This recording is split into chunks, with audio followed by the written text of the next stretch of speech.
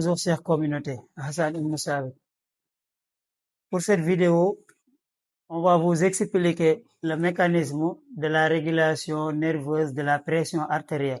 Dans la vidéo précédente, on avait expliqué les facteurs de variation de la pression artérielle. Donc, il y a des facteurs qui ont tendance à augmenter la pression et des facteurs qui peuvent baisser la pression artérielle.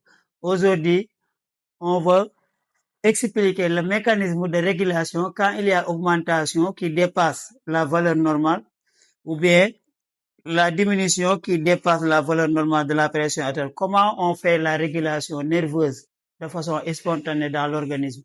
Donc aujourd'hui, on va s'intéresser à la régulation nerveuse de la pression artérielle en cas de l'hypertension. Si l'individu présente une hypertension, comment l'organisme fait pour réguler cette hypertension?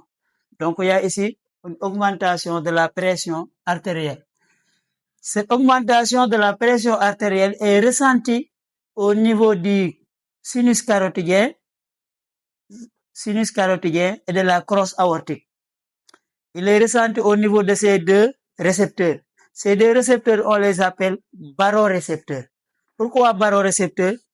Parce que ce sont des récepteurs qui sont sensibles à la variation de la pression artérielle.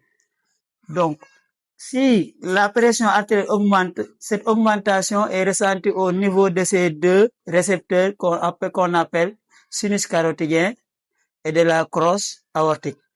Une fois que ces deux reçoivent l'augmentation de cette pression artérielle, ils vont déclencher au niveau du nerf de Hering et de Sion une forte potentiel d'action ou bien un trait de fréquence de potentiel d'action.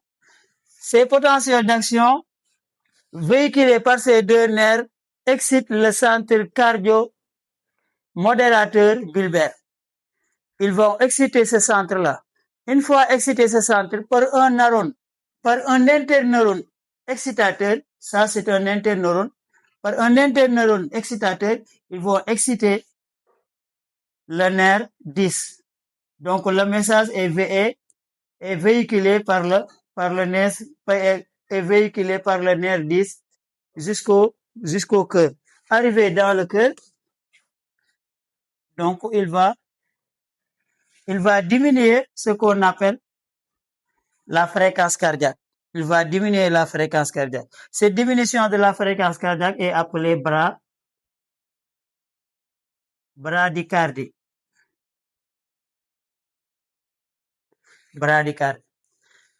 Donc, il va baisser la tension, la fréquence cardiaque.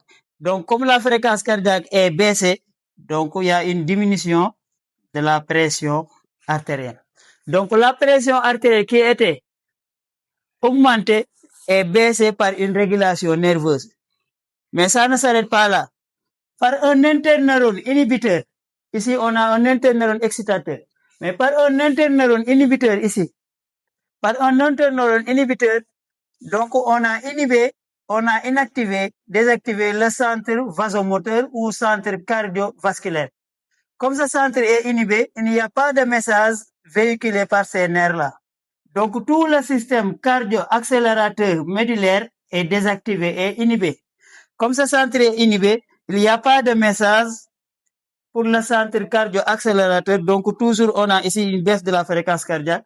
Mais pour ce nerf qui innervait le vaisseau sanguin, on va avoir une inhibition. Donc le vaisseau sanguin n'est pas excité, donc il va se relâcher.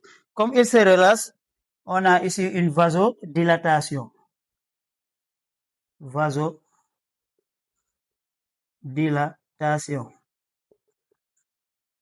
Quel est l'effet de vasodilatation sur la pression artérielle? Il va diminuer la pression artérielle. Donc la pression artérielle aussi est régulée sur le cœur. On a ici une bradycardie et sur les vaisseaux sanguins, on a une vasodilatation. Ces deux phénomènes, vasodilatation et bradycardie, ont pour tendance à diminuer ou bien à revenir à la pression normale à sa valeur. Donc la pression artérielle qui était augmentée est diminuée pour revenir à sa valeur normale. Voilà, chers élèves, la régulation nerveuse de la pression artérielle. Donc, remarque, ce que vous devez comprendre ici, pour le cœur, pour ce schéma qu'on appelle innervation cardiaque, donc vous avez des récepteurs, vous avez des nerfs sensitifs, vous avez un centre nerveux, vous avez des nerfs moteurs, vous avez des effecteurs. Donc ça, vous pouvez le considérer comme un arc réflexe. Un arc réflexe comprend ces parties-là. Un effecteur, des nerfs sensitifs, un centre nerveux, des nerfs moteurs et des effecteurs. L'effecteur ici, c'est le cœur. Et vous pouvez aussi noter comme l'effecteur le vaisseau sanguin. Donc, pour ce schéma appelé innervation cardiaque est composé de deux systèmes. Le premier système que je représente en rouge est appelé système parasympathique. C'est un système qui a pour vocation de baisser la fréquence cardiaque, de ralentir, de baisser la pression artérielle. Donc, qui a pour centre nerveux, centre cardio-modérateur. Donc, il modère, il abaisse. Centre cardio-modérateur bulbaire.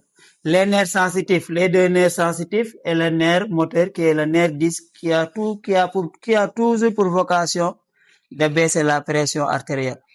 Donc, si ce centre est excité, on va aboutir toujours à une baisse de la fréquence cardiaque qu'on appelle bradycardie. Pour l'autre système, a pour vocation d'augmenter la pression artérielle que je représente en bleu. Donc, qui a pour centre ici, centre cardiovasculaire et centre cardio-accélérateur médulaire. Donc, il va, si le centre est il est excité, s'il est excité, toujours, il va accélérer la fréquence cardiaque, il augmente la fréquence cardiaque, mais il va créer ici une vasoconstriction et ces deux vont augmenter la pression artérielle. Donc, si l'un est activé, l'autre est inactivé. Parce que ce sont deux systèmes antagonistes.